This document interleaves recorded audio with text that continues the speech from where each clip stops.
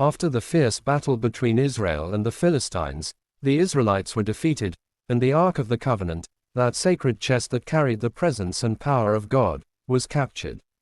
The Philistines rejoiced greatly, for they believed they had triumphed not only over Israel but also over Israel's God. With shouts and music, they carried the ark to Ashdod, one of the chief cities, where stood the grand temple of Dagon, the god of grain and fertility, half man, half fish, with scales of silver and eyes of polished stone. Inside that great hall, pillars of marble held the ceiling high, and the statue of Dagon towered over them all, cold and unmoving. The Philistine priests placed the ark before Dagon, saying, "Behold, Dagon has conquered the God of Israel. Let him now serve as a trophy before our mighty God." Then they sealed the temple for the night, proud and certain of their victory. But as dawn broke, the priests entered Dagon's temple, and there, to their terror, Dagon had fallen on his face before the ark of the Lord. The stone god lay prostrate, as though bowing to the invisible presence within the ark. His mighty form that once towered in pride now lay humbled in the dust. The priests stood speechless. Some trembled, others rushed to lift the god back into place, whispering nervously.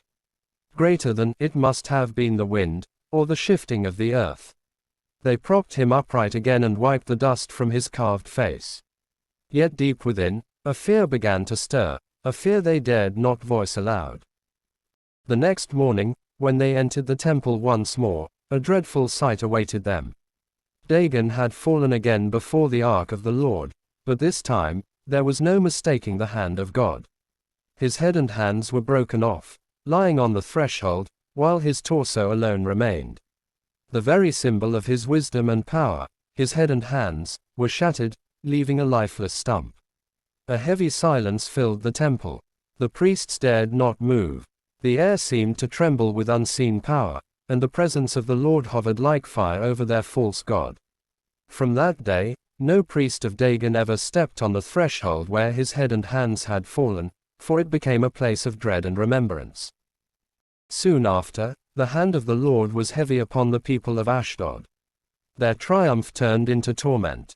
Plagues broke out, their bodies were afflicted with sores. Panic spread like wildfire, and the people cried, "Greater than the ark of the God of Israel must not remain with us.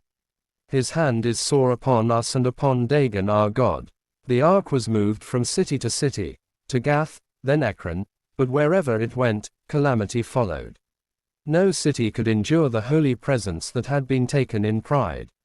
The Philistines realized the truth. They had not conquered the God of Israel. He had conquered them, even within their own temples. Finally, trembling, the Philistine lords gathered their priests and diviners. They said, "Send the ark of the Lord back to Israel, with an offering, that his wrath may be turned away." So they prepared a new cart, placed the ark upon it with gifts of gold, and let 2 cows carry it back toward the land of Israel. And as the ark departed, peace slowly returned to the Philistines' land, but the memory of Dagon's fall remained forever.